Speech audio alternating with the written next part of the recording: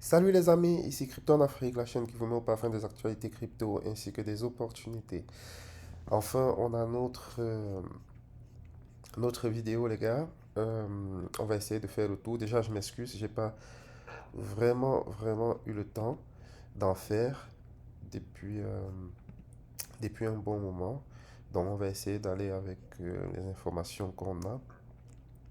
Donc, j'étais absent déjà sur Facebook pendant un moment du fait qu'ils avaient banni mon compte sans donner aucune raison. Donc, je l'ai récupéré. Je sais pas, l'algorithme, je pensais initialement que les gens avaient signalé, mais c'est pas ça. Je pense plutôt que c'est l'algorithme de Facebook qui a quelques petits soucis. Donc, alors, on commence avec une semaine très brutale. Même pas seulement la semaine, je pense que depuis le mois même depuis le début du mois d'avril ou tout le mois de mars, ça a été un carnage total sur le marché. Donc généralement, mars, c'est le mois le plus bullish sur les altcoins. Vraiment le plus bullish sur les altcoins. Et ça a été le mois le plus sale, suivi de janvier. Et on a avril qui continue. Donc c'est très compliqué ce qui se passe sur le marché actuellement. Euh, tout ça, c'est dû à la politique de Donald Trump avec les hausses des taxes douanières donc, qu'il applique au pays. Je ne sais pas s'il le fait de façon arbitraire aussi. C'est quelque chose de mûrement réfléchi derrière. Mais j'ai lu qu'il n'avait pas prévu un tel crash sur le marché. Donc, euh, et puis, bon, c'est pas aussi une news officielle. D'accord? Pourquoi est-ce qu'il le fait? Je, je n'en ai aucune idée. Donc, venir dire comme ça qu'on n'avait pas évalué les conséquences, j'y crois moins, honnêtement, j'y crois moins. Par contre, on a également le même Donald Trump qui dit qu'il ne faut pas céder à la panique, soyez patient. Donc,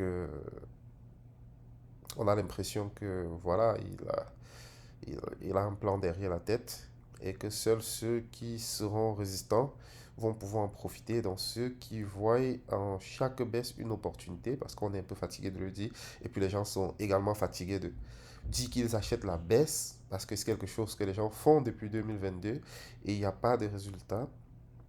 Ou du moins, dès qu'il y a eu du résultat, ça n'a pas été à la hauteur de la souffrance endurée. Donc, je peux comprendre que les gens soient fatigués, qu'on leur dise achetez, achetez, il y a l'opportunité. Ils n'ont fait que ça, ils ont acheté, ça a divisé, ils ont acheté encore, ça a divisé, ils ont acheté, acheté. Au bout d'un moment, les gens finissent par se fatiguer, tous ces discours ne servent plus à rien. Donc, je vous ai dit, vous avez trois choix. Donc, soit vous sortez du marché partiellement, soit vous sortez complètement en attendant d'y voir plus clair, soit vous restez, d'accord? Et puis vous profitez des opportunités d'achat qu'il y aura. Donc ça, c'est vraiment les trois choses à faire. Vous pouvez aussi rester et ne rien faire. Juste dire, ok, soit ça coule, soit ça passe, soit ça casse. D'accord? Il n'y a pas d'autres trucs. Actuellement, il n'y a aucune logique. D'accord? Lorsqu'on faisait la conférence, je vous ai dit, les éléments déclencheurs du bull run, il y a le halving et du Bitcoin qu'on a eu. Il y a les élections US qu'on a eu. Il y a la baisse des taux d'intérêt et l'assouplissement quantitatif. Malheureusement, qu'on n'a pas eu jusqu'à date. Donc pour moi, ce sont des deux raisons qui font que on n'a pas eu le bull run escompté. Donc tant qu'on n'a pas ces deux éléments, tous les beaux discours qu'on va dire sur les réseaux, les lois qui sont maintenant, qui ne sont plus anti-crypto, blablabla, pour moi tout ça, ça ne servira à grand chose, ça ne servira pas. D'accord? Donc derrière, il n'y a pas de demande, il n'y a pas de réelle demande, avec des tokenomiques déjà foireux. Donc les gens retirent, les gens atteignent des périodes de déblocage, qui vendent, les équipes qui vendent pour survivre parce que le projet ne retourne aucun bénéfice. Euh, voilà, ça fait que c'est la baisse continue. Euh, on a, pour faire le tour sur l'actualité, donc pour Donald Trump, on pourra faire, on pourra, dès que j'aurai vraiment le temps, on pourra faire un direct un peu plus approfondi sur ses politiques, etc. On a Conor McGregor, pour ceux qui ne connaissent pas, c'était un grand champion de MMA qui a décidé de faire l'ICO pour son meme coin. Il voulait collecter, je pense 1 million. Il n'a même pas pu avoir 300 000. Donc les gens commencent à comprendre que voilà, on est en train de sortir du chaos. C'est une très bonne nouvelle que les gens comme ça n'arrivent plus à abuser de la naïveté de la communauté, que la communauté commence à se pencher vers des trucs vraiment plus importants. Donc, côté airdrop, je vais revenir sur ça vers la fin, sur les airdrops qui vous tiennent à cœur. Je sais que vous avez Moonbear et vous avez Bloom. Donc, je vais revenir à la fin sur ces airdrops-là. On a la Réserve fédérale dans la fête qui a annoncé une réunion d'urgence ce matin à huis clos. Donc, on est en train d'attendre pour voir ce que ça donne. Je vois que le Bitcoin est déjà en train de réagir parce qu'on est en train de vouloir réintégrer la zone des 80. Euh, donc, ça fait la deuxième fois qu'on a, euh, dans le même trimestre, Ethereum qui prend au moins 20% en une journée. Depuis que je suis dans la crypto, je n'avais pas encore vu ça. Dans un seul trimestre, je n'avais jamais vu ça.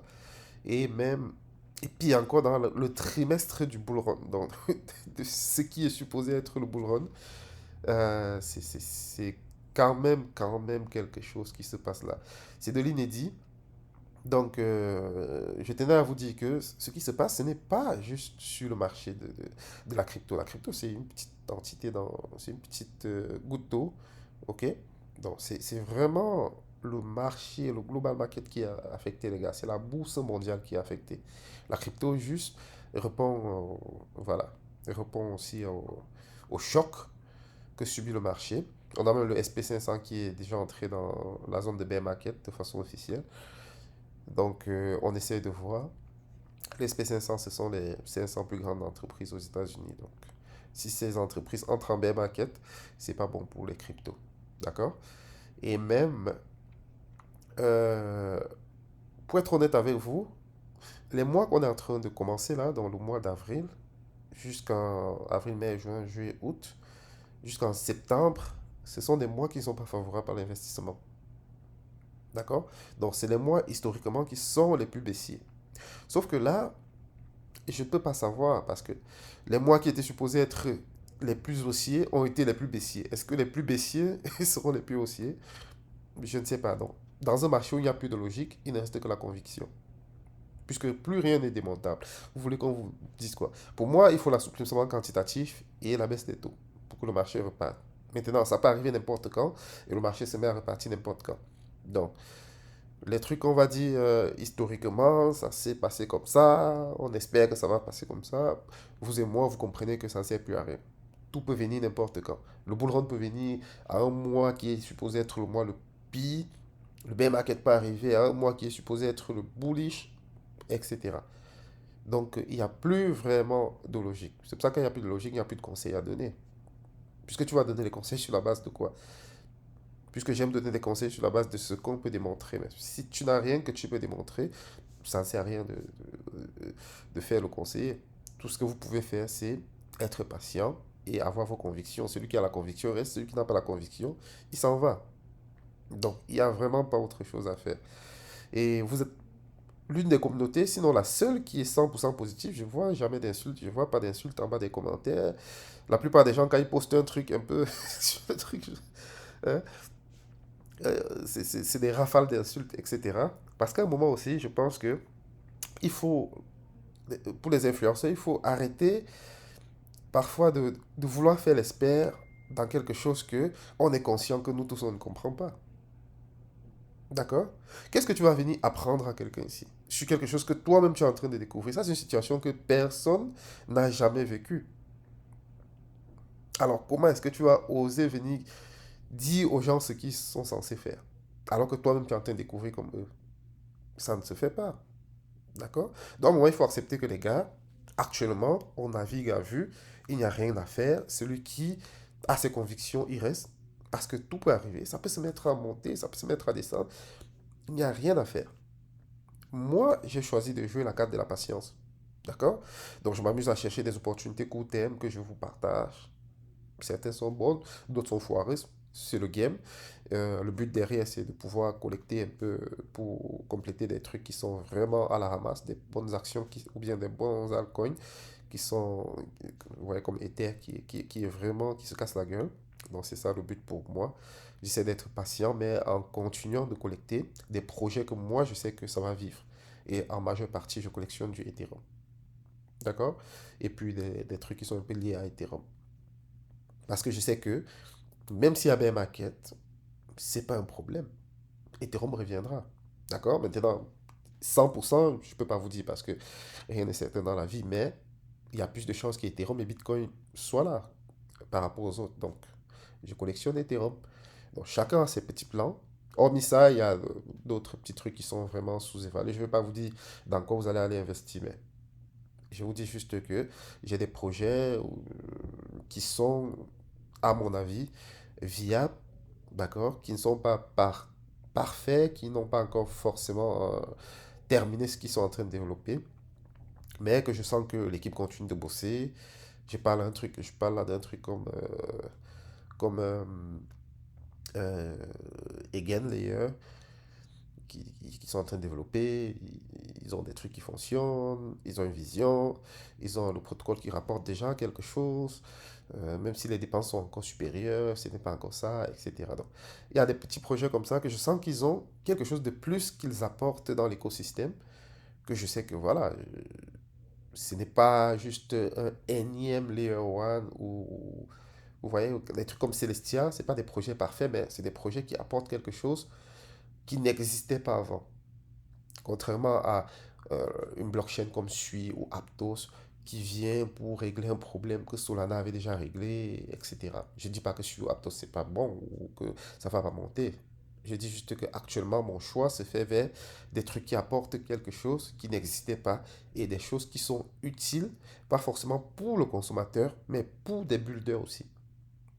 D'accord? Des éléments comme Celestia, c'est des trucs qui seront utiles pour des builders. D'accord, qui veulent avoir de l'espace moins cher pour leur application, au lieu de les stocker sur Ethereum, ils iront les stocker sur Celestia.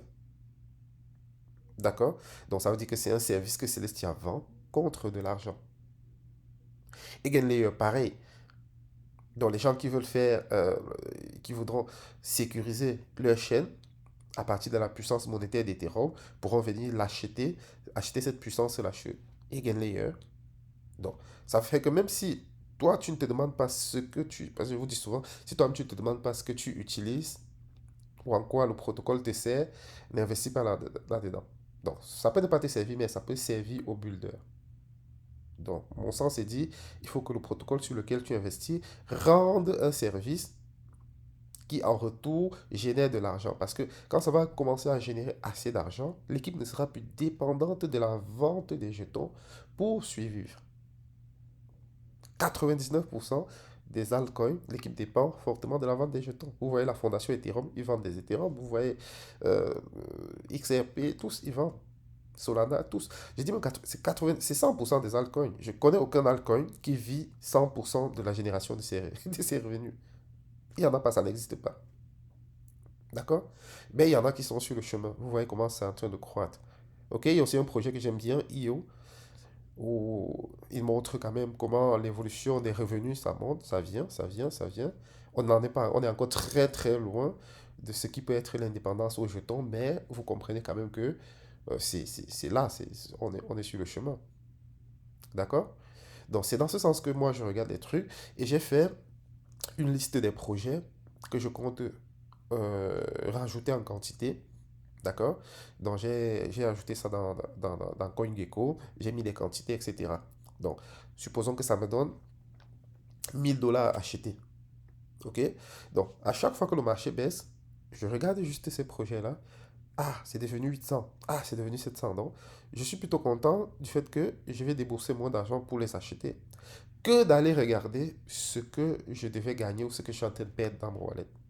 Parce qu'il faut comprendre que ce n'est pas à chaque phase qu'on est censé gagner. Nous, là, le marché est passé bearish. Donc c'est baissier. On ne s'attend pas à gagner dans un marché baissier.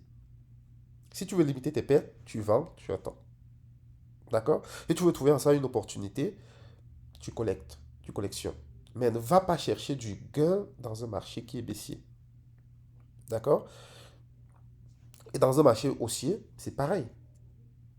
Ok? Tu ne cherches pas à collectionner des pièces dans un marché qui est haussier. Tu cherches à prendre des bénéfices. D'accord? Donc ça, c'est ma façon de voir. Libre à vous de voir comment vous essayez de gérer vos trucs. Moi, je vous dis comment moi je gère et comment je suis à l'aise avec ce qui se passe. D'accord? Comment j'évite de me prendre la tête avec ça. J'ai déjà tellement subi des pertes dans ma vie en crypto que ces trucs, d'accord? C'est vraiment rien là. C'est vraiment, vraiment rien.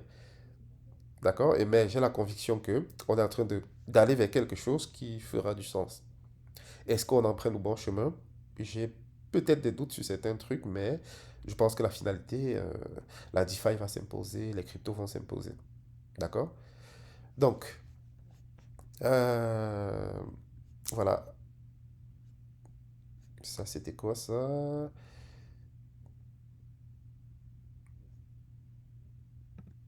Ah, ok. Celui-ci disait que 40% des... Attends. 10% des Américains les plus riches détiennent 88% du marché boursier. Vous voyez, les gars?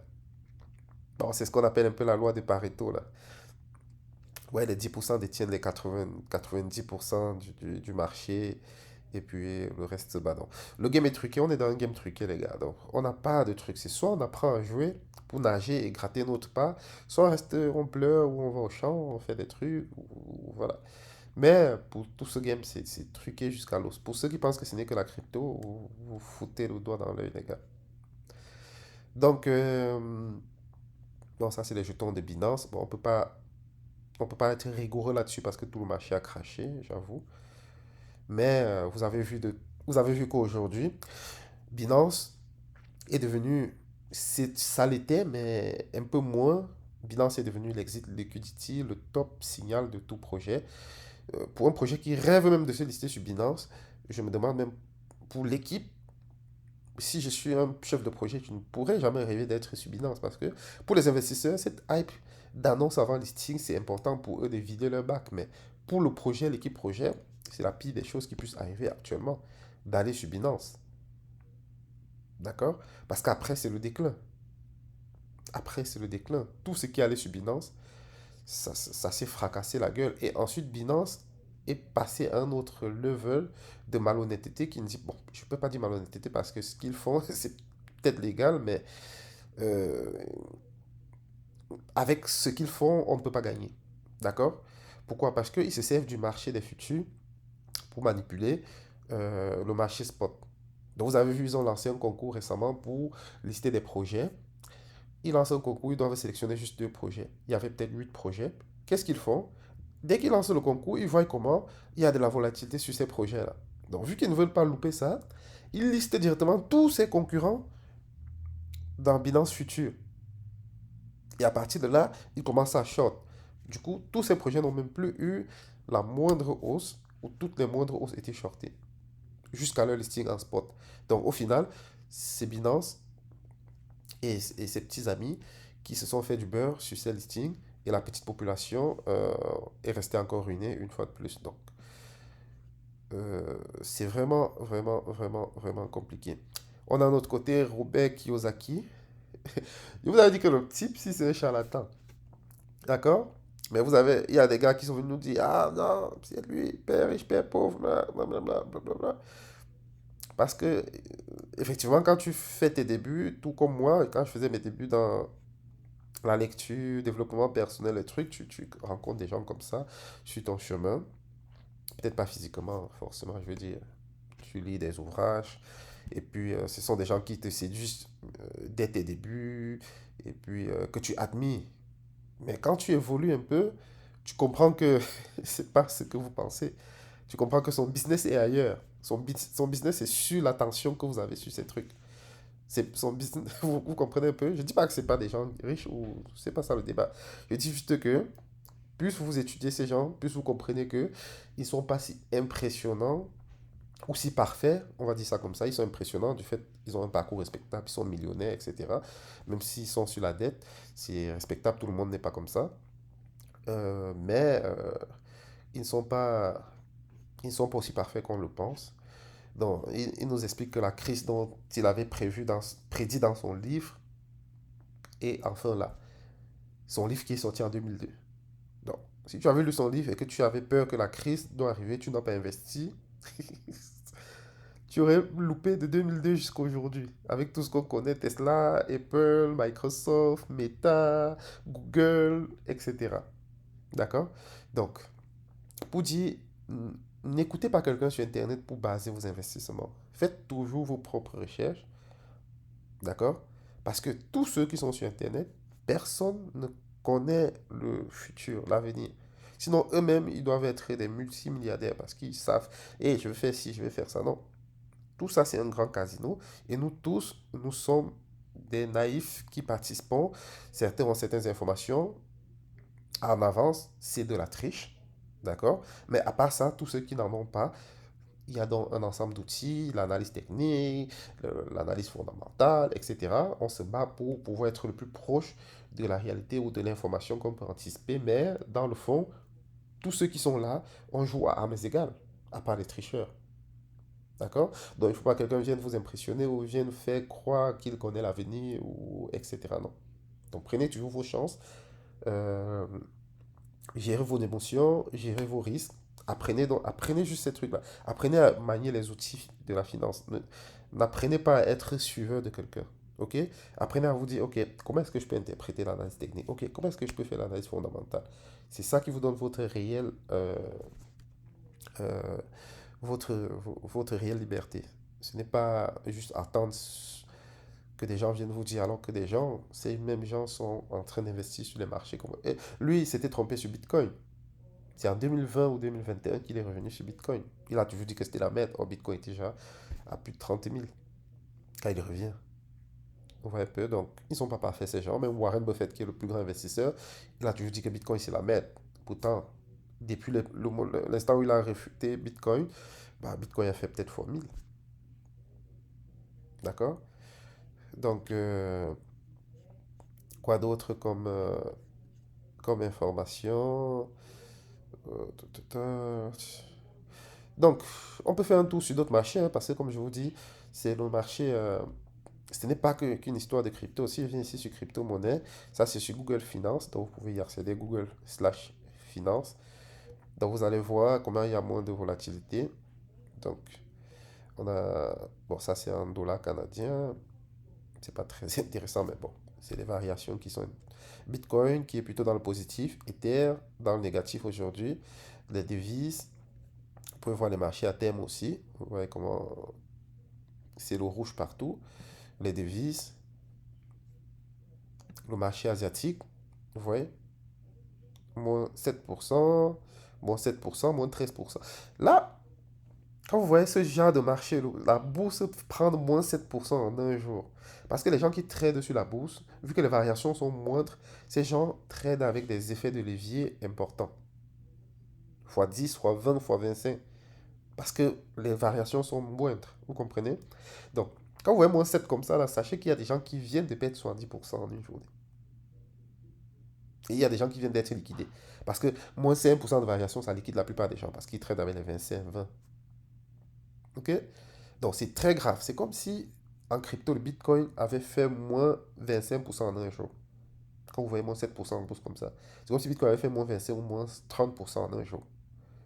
Donc, ça, c'est des pires journées de la bourse. OK? Donc, parce que là, nous, on s'enferme dans notre truc. On commence à dire, oui, la crypto, c'est la NAC, machin, blablabla. Non, non, non, non. Ce qui se passe, c'est plus grand que la crypto, malheureusement, les gars. C'est beaucoup, beaucoup plus grand que la crypto. OK? Donc, ça, c'est le marché asiatique. Regardez le marché européen. Le marché asiatique a pris la plus grosse claque, hein. Européen, bon, ça fait un moment que ça baisse. Donc, c'est un peu moins. CAC 40, qui est comme le SP 500 aux États-Unis, moins 2%, ça va. Et chez les Américains, moins 2%, SP 500, moins 1% Nasdaq, ça va, ça se reprend un peu. Mais la journée d'hier, c'était beaucoup. Du moins, au- depuis ce matin, je pense que depuis l'annonce de la fête, les choses ont un peu changé. Comme ils ont dit qu'ils doivent faire un meeting à huis clos, les choses ont changé, mais je pense que c'était quand même un peu plus tôt le matin, c'était beaucoup plus. À l'ouverture, c'était un peu pire. Mais c'est vraiment en Asie que c'est le carnage. Je pense que les Asiatiques ne vont pas être contents. Mais vous devez savoir aussi que le marché est en hausse depuis. puisqu'ils ont fait l'assouplissement quantitatif, je vous ai partagé ça, ça fait peut-être 2 ou 3 mois qu'ils impriment déjà, donc le marché avait de l'avance.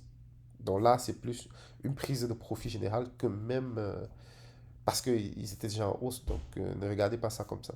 Mais c'est quand même très gros, ok? Donc juste pour vous dire, ce qui se passe là, c'est au-delà de la crypto. Ne commencez pas à blâmer la crypto, à blâmer le Bitcoin, à blâmer les altcoins, à blâmer les équipes projets, à blâmer les influenceurs, à blâmer ci, à blâmer les médias. Non, c'est vraiment général, c'est le marché qui souffre. Seuls les gars qui sont dans l'immobilier et l'or sont pistes actuellement. Sinon, tout est en train de se casser la gueule. Ok? Donc, c'était juste pour vous dire.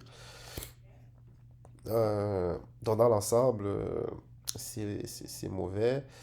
Euh, Depuis l'annonce de la fête, pour le truc, vous voyez, le marché a quand même eu son petit rebond. Mais en journalier, c'est catastrophique. En hebdomadaire, c'est catastrophique. C'est qui vous vendez les meme coins comme l'avenir, comme le super cycle des meme coins. Vous voyez comment ça se fracasse la gueule, ces meme coins. Ça va revenir, hein, c'est sûr, ça va revenir, mais il ne faut pas utiliser les meme coins comme test d'investissement dans ce type de marché. Euh, En hebdomadaire, en mensuel, je veux dire, c'est aussi catastrophique. Donc, voilà, on verra, on verra. Donc, pour actualité, on a aussi le jeton, le jeton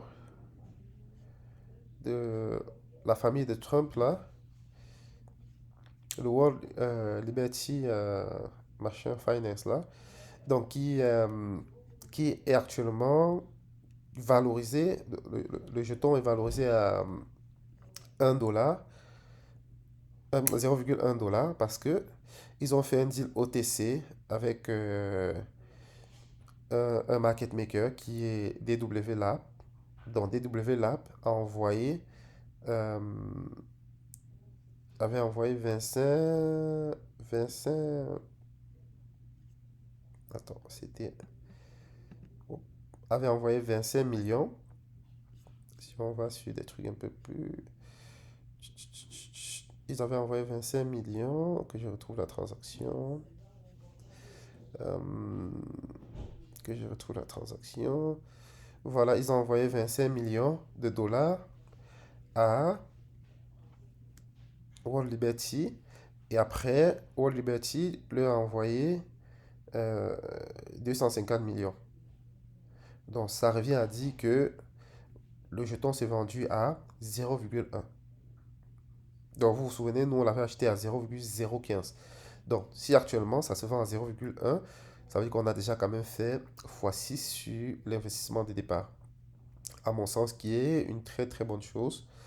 Donc il y a des échanges qui sont en train de se faire actuellement. J'en ai vu passer entre ce truc et Binance. Ils sont en train de faire quelques petits échanges. Hmm, ah non, ça c'est... Oh, non, pas lui. Pas toi. Pas toi. World Liberty. Ah, euh, token transfer. Voilà.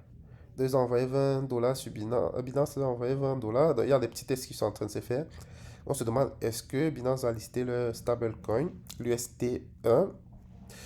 Ce qu'on nous avait dit, c'est que pour le jeton, pour qu'il soit tradable, la DAO devait décider et que ça devait prendre 1 an au moins.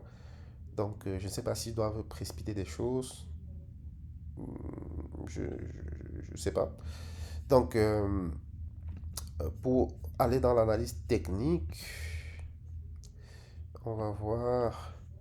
Donc, côté Bitcoin dominance, ouais, c'est vraiment un long format, hein. Côté Bitcoin dominance, je ne suis pas revenu là depuis, mais vous voyez que la Bitcoin dominance est toujours aussi haut.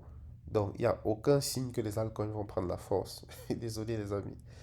Donc, si vous attendez que les altcoins pump, ce n'est pas vraiment maintenant, ok? La half saison est loin. Quand il y aura la half saison, on va détruire cette partie-ci et venir chercher ces niveaux-ci. Je crois même ces niveaux-ci de 40 trucs. Donc, tout ceci va descendre. Vous voyez ce petit level ici, ce petit truc qu'on avait ici, ça c'était le niveau de la fin d'année de 10%. Vous avez vu comment ça a fait pump les altcoins de près de 5x. Ok, pourtant on avait juste fait ce petit mouvement. Donc imaginez lorsqu'on va descendre jusqu'à venir chercher ce niveau de 43. C'est ça qu'on aura, c'est ça qu'on appelle la half saison. Vous voyez, ça ressemble un peu à ceci, regardez. On avait une très bonne half saison en 2021. Pourquoi? Regardez cette chute. Donc, on était quitté ici à 73. On a chuté jusqu'à près de 38. C'est comme ça qu'on a vu une grosse half saison. Donc, pour ceux qui disent qu'on a déjà eu la half saison, ils ne savent pas de quoi ils parlent. Ils ne savent pas c'est quoi une half saison. Ils n'ont pas encore vécu de half saison. Ok? Donc, pour l'instant, on n'a pas encore eu de half saison. Sauf si, par définition, ça a changé. Mais si je me fie à la dominance du BTC, on n'a pas encore eu de half season. OK? Donc, le total, donc ça c'est le total, capitalisation, Bitcoin et tout. OK? Donc là, on est en train de tester une zone de support. Il y a eu beaucoup de volume travail ici. Donc, ça m'étonnerait qu'on aille chercher plus bas. Je pense qu'on va ranger, on va ranger à ce niveau. OK? On est venu toucher net le pic ici.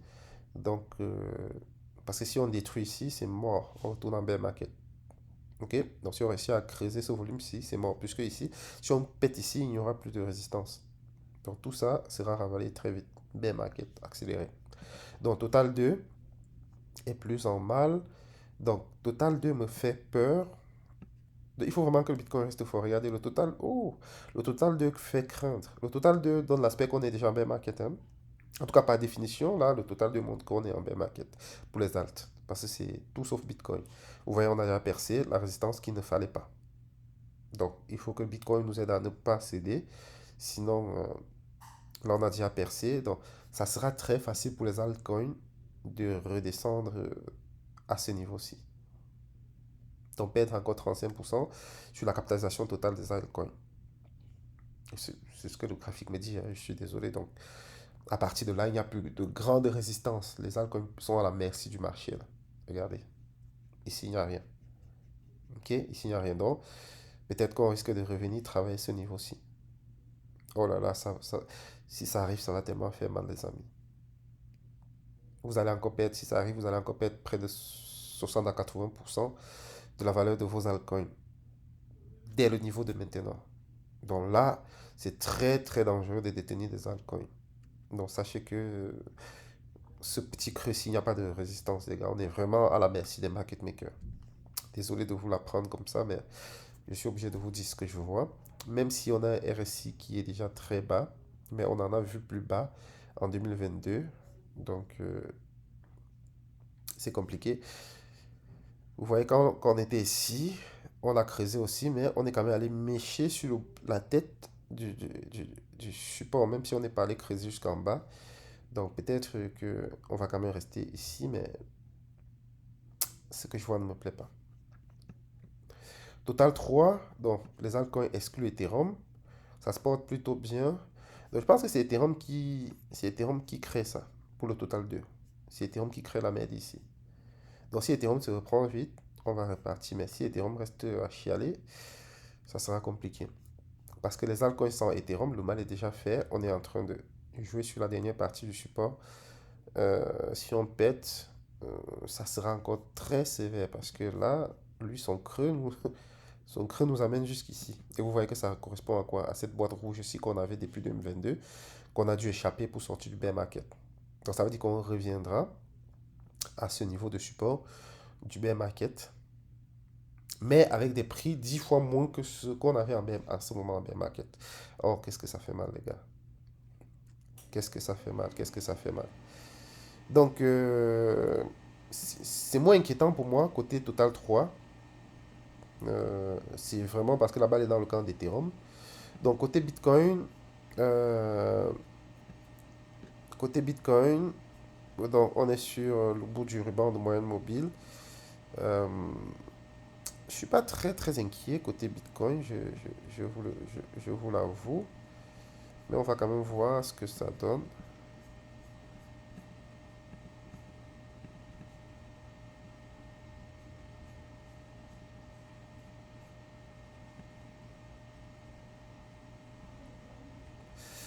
Ah, si ça chute là, bon, il y a le creux de volume ici. Ok. Dans le pire des cas pour Bitcoin, c'est de venir ici chercher le niveau des 70. Bon, pas 70 peut-être, mais 71. Peut-être une mèche vers 70, mais cette zone, on a tellement travaillé pour la briser comme n'importe comment. Même si on revient à 70, ça ne voudra pas dire qu'on part bear market. Parce que le plus gros, ça sera ça. Donc si on le brise, vous comprenez que si Bitcoin revient dans la zone des 60, 58, c'est la fin, c'est la fin. OK? Mais il y a ça à travailler d'abord. Déjà, le ruban de moyen mobile soutient assez bien. Bitcoin se bat très très bien dans ce marché, hein. Vraiment, Bitcoin se bat superbement bien dans ce marché. Être à 20% de son ATH dans un marché aussi sanglant, chapeau à Bitcoin. Alors les gens se demandent, est-ce que Bitcoin joue sa fonction de réserve, de valeur refuge, machin? C'est quelque chose qui se crée avec le temps. L'or a plus de 3000 ans, les gars. L'or a plus de 3000 ans. L'or a pris le temps de bâtir sa fonction. Le Bitcoin n'a même pas 20 ans, les gars. Bitcoin n'a même pas 20 ans. Donc ce que le Bitcoin fait actuellement, c'est une prouesse. D'accord? Donc pour moi, Bitcoin là se porte bien. Ce n'est pas très inquiétant. Le pire des cas, c'est que ça revienne chercher le niveau des 111. Donc préparez-vous que c'est quelque chose qui peut arriver. Et même si ça arrive, ne prenez pas peur parce qu'il y a cette grosse zone à travailler d'abord. Ok? C'est si on pète cette zone pour revenir en dessous du niveau des 60 que je vais vous dire, les gars, c'est mort. Ethereum, Ethereum a tout pété, hein. Mais dans l'autre sens, oh là là, qu'est-ce qui se passe sur Ethereum? Aïe aïe aïe. Les gars, je pense qu'il faut que la fondation Ethereum euh, commence à travailler, à mieux travailler son aspect marketing, hein, parce que là, il ne faut pas souvent croire que on est légitime, blablabla, même si je sais que Ethereum restera toujours, mais il y a des petits nouveaux qui arrivent et qui sont omnibulés par la bulle Solana et les influenceurs à la con qui comparent ça à Ethereum, mais il faut quand même qu'Ethereum travaille sur son image et sache aussi que c'est un produit financier au-delà d'un produit technique. C'est aussi un produit financier qui a besoin d'être valorisé. Et voilà. Mais sinon, c'est tellement survendu. Mais qu'est-ce que j'achète des Ethereum actuellement sans regret? Sans aucun regret, même si ça prend encore 20%, c'est correct. Donc là, ça c'est un truc qu'on avait tracé depuis. On est venu mécher net là. Pourquoi je n'achète pas ici, mon gars? Hmm. Alors c'était vont pleurer, oui, on achète depuis, gna gna gna gna gna. Oui, mais là, il y a des zones qui ne mentent pas. Regardez le RSI. Il y a 31 sur Ethereum, vous avez vu ça quand? Un RSI à 31. C'était quand? C'était en 2022. C'était en 2022. Sur un actif comme Ethereum, l'actif le plus fiable après Bitcoin, vous avez un RSI en dessous, autour de 30, et puis vous vous posez des questions. Mais non, mais non. Donc le mal est déjà fait sur Ethereum là. C'est ce truc-ci qu'il ne fallait pas casser. Vous voyez, quand il y a ce genre de creux là, le prix peut aller très vite. Et c'est ce qui s'est passé. Le prix a dégringolé très fort. Mais là, on a un petit dernier ici. Il a réussi à casser. Il a pulvérisé très rapidement ici, mais il est revenu. Donc, je pense que ce petit creux-ci, le prix reviendra dessus aussi rapidement. OK? Donc, parce qu'il n'y a pas de résistance. Donc là, quitter ici à 2000, ça sera aussi rapide. Là, on va galérer pour passer, pour passer le niveau des 2000. Très galérer pour passer ce niveau-ci. Mais une fois qu'on va passer le niveau des 3500, les gars, Ethereum. Mais là, c'est vraiment une guerre de conviction. Là. Donc, BNB, j'ai pas regardé Bitcoin en mensuel. Laissez-moi voir. En mensuel, le RSI est toujours en hausse. On est en train de faire un drapeau haussier. C'est vrai qu'on fait des points bas, de plus en plus bas. Mais le RSI l'est aussi. Donc, il n'y a plus de volume depuis. C'est c'est compliqué. Mais en mensuel, ce n'est pas alarmant. On est toujours en tendance haussière sur Bitcoin. Donc, je vais retourner en hebdomadaire sur BNB. Dans BNB, je le vois aussi faire un drapeau haussier. BNB, je ne suis pas très inquiet sur BNB parce que c'est un peu une monnaie comme les autres, hein. Comme je déteste ce que Binance fait, je reconnais que BNB, c'est un excellent produit financier. Pourquoi? Parce que La majeure partie est détenue par Binance, les gars. Donc, ils ne vont pas commencer à vendre n'importe comment. OK? Et de deux, tous ces projets que vous voyez sur Binance, pour se lister, ils doivent déposer une caution en BNB. Donc, pour qu'un projet se liste, il doit déposer une caution en BNB. Donc, il y aura toujours cette force acheteuse sur BNB. Tant que Binance est là, BNB, c'est un bon produit.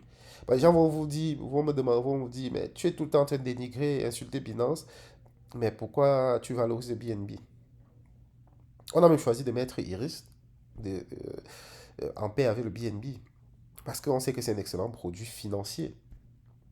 Mais n'empêche que on ne soit pas d'accord avec les politiques de Binance parce que cette chaîne n'est pas là pour défendre ses intérêts personnels, on est là pour dénoncer ce qui ne va pas, mais également de reconnaître euh, ce qui va. Donc, BNB, c'est un excellent produit financier, mieux même qu'Ethereum. En termes de produits financiers, BNB, le modèle que BNB a actuellement, lui donne la possibilité d'être mieux valorisé que Ethereum. Est-ce que vous comprenez?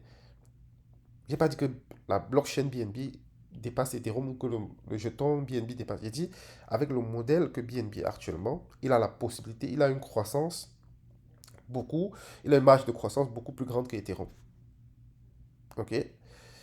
Donc, là, on a fait une baisse, une baisse, une baisse, et à chaque fois, on a fait les baisses de plus en plus hausse, avec un RSI qui descend. Je regarderai plus les baisses, les points bas de plus en plus hauts. Côté Solana, aïe, aïe, aïe, aïe, aïe, aïe, ça fait mal. Bon, on avait tracé ça aussi. Bon, c'est pas mauvais. Ah, vous voyez qu'on est net sur ce point-là. Donc, ici, c'est achat. Lorsqu'on est en train de. Lorsqu'on est sur ces zones-ci, c'est des zones d'achat. OK? Par contre, lorsqu'on est en train de monter, c'est des zones de vente. Parce que à chaque fois, on va buter là-dessus. OK? Donc, Solana, moi, c'est un truc que j'ai du mal à analyser parce que c'est un truc tellement pas naturel, tellement manipulé, tellement. C'est un actif qui ne m'intéresse pas, Solana. Parce que c'est un actif qui est décorrélé de la logique. Moi, quand quelque chose ne touche plus la logique, voilà, c'est un truc qui peut aller au ciel, comme ça peut descendre, comme ça. C'est tout comme XRP. Regarde, comment tu vas analyser un truc comme ça? Tu peux pas. Tu peux pas parce qu'il n'y a pas de logique là derrière. OK? Donc, je vais vous laisser là-dessus. Ah, les airdrops.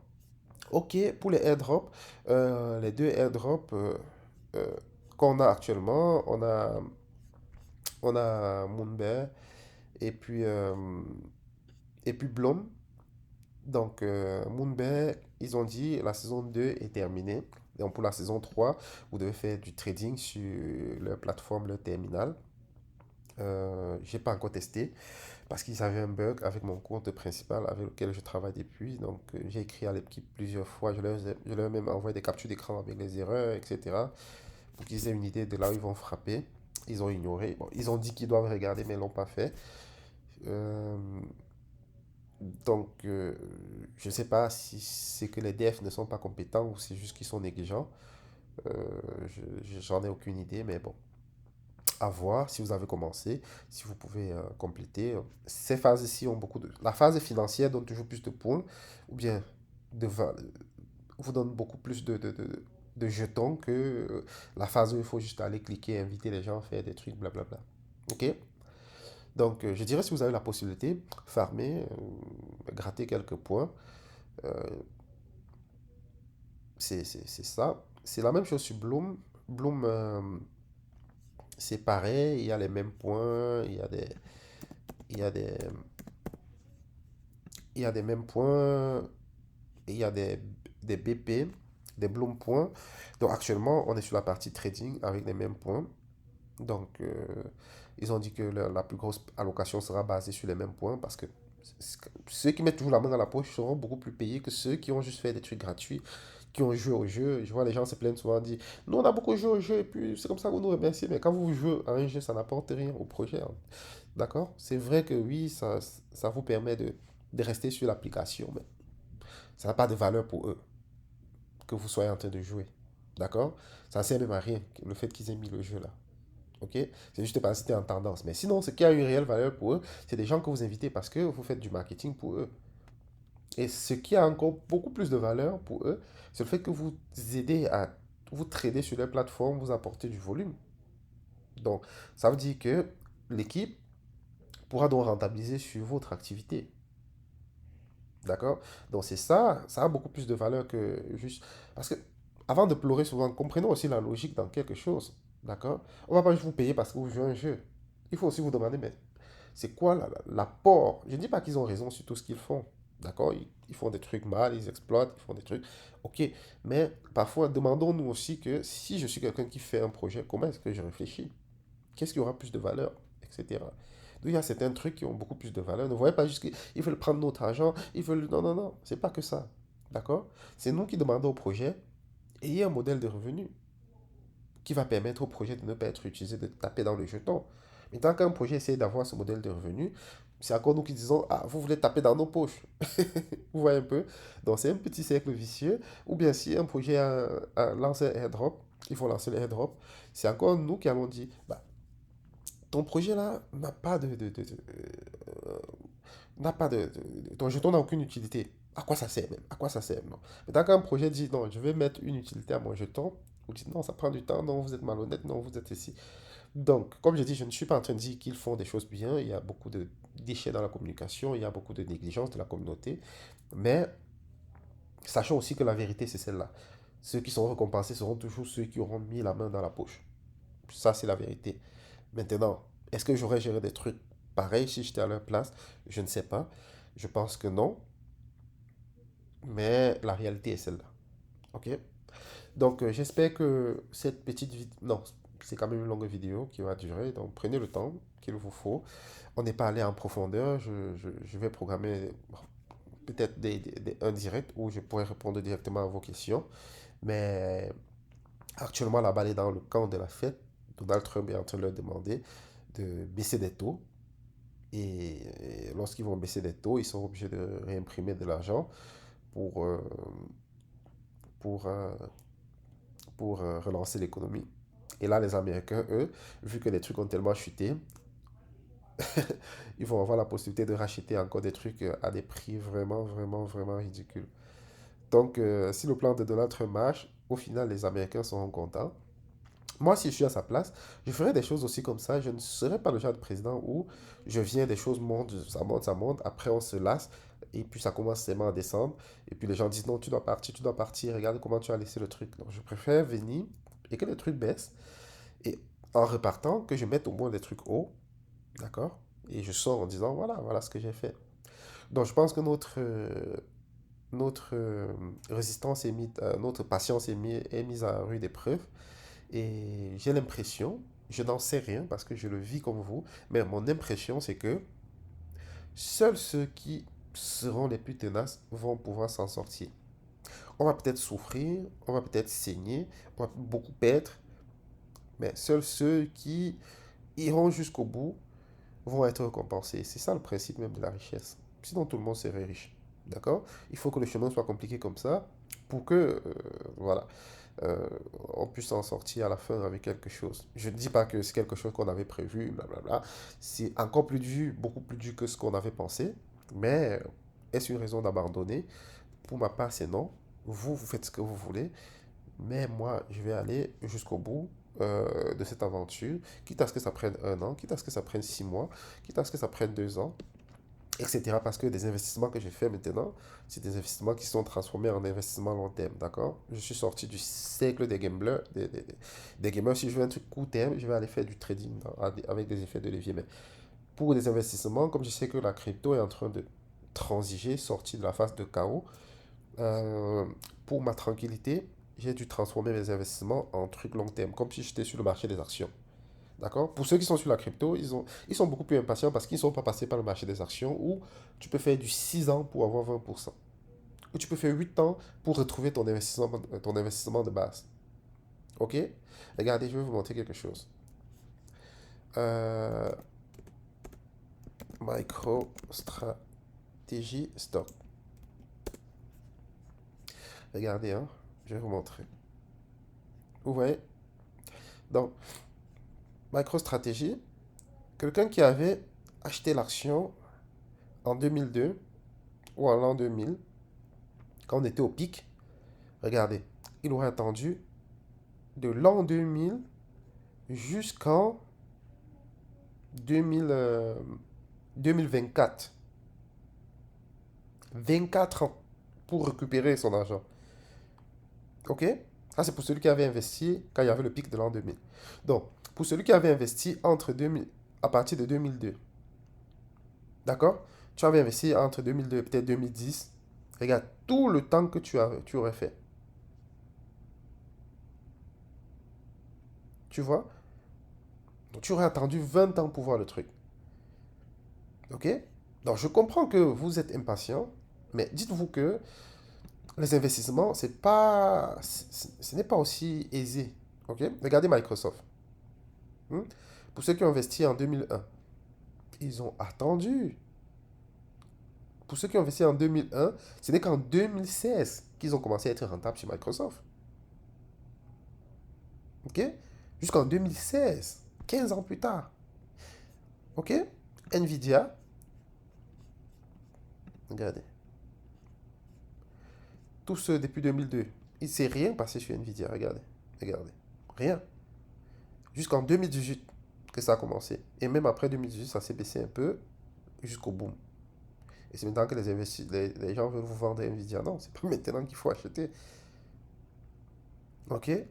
Donc, Amazon, je vous montre pour que vous voyez, parce que quand on vous dit que la crypto nous rend impatients, on, on- on ne comprend pas souvent ce que veut dire investir. On se dit qu'investir, c'est mettre de l'argent le mois prochain. Regardez, Amazon. Ça, je vous parle des sociétés que vous connaissez, qui ont des produits, qui ont un modèle de revenus, qui ont des employés. OK? 2021. Si tu avais investi en 2021 sur Amazon, tu aurais attendu jusqu'en 2013. Je veux dire 2001, tu aurais attendu jusqu'en 2013, donc 12 ans, pour commencer à être rentable. OK? Si tu avais investi sur Apple, 95, de 95 jusqu'à... De, quoi? De 85 jusqu'à... Apple existait en 85, bizarre. Mais bon, tu aurais attendu jusqu'en 2007 pour commencer à voir. On voit un peu. Donc nous, regardez, nous sommes ici. Bon, je vais ouvrir le total de qui représente les altcoins. Donc je vais mettre en mensuel. Vous voyez? Donc nous, voici nos petits trucs. Donc, comme c'est monté et comme c'est en train de descendre depuis 4 mois, pour nous c'est la fin du monde, pour nous c'est ceci. Non, c'est vrai qu'on saigne, mais dites-vous que ailleurs, le vrai investissement, ça demande beaucoup, beaucoup de temps. Je sais que ça fait mal, moi aussi ça me touche, mais relativisons souvent. Ok? C'est ça qui va nous permettre de garder les pieds sur terre et de prendre des bonnes décisions. Donc, projet valeur sûre, équipe fiable, produit utile, soit pour le consommateur, soit pour les builders. Et puis, ça met de patience. Et puis, on verra. D'accord? Donc, j'espère que ceci vous, va vous soulager un peu ou répondre à quelques questions parce que depuis, on n'en a pas fait. J'ai tenu à faire ce long format pour justement passer sur tout. Si malgré ça, vous avez des questions, écrivez-les en commentaire. Vous voyez, je suis disponible pour écrire, mais pas pour faire des vidéos. Malheureusement, donc, si vous avez des commentaires, dites-le. Je vais répondre, que ce soit dans le groupe Telegram, etc. Donc, je vais publier la vidéo sur toutes les plateformes. Donc, comme vous savez, Facebook devient vraiment instable. Je vous ai dit, abonnez-vous dans notre canal Telegram et aussi sur X, sur Twitter. D'accord? Parce que n'importe quand, ça peut se terminer sur Facebook. OK? Donc, je mets les liens en description et prenez soin de vous, les amis. Allez, bye.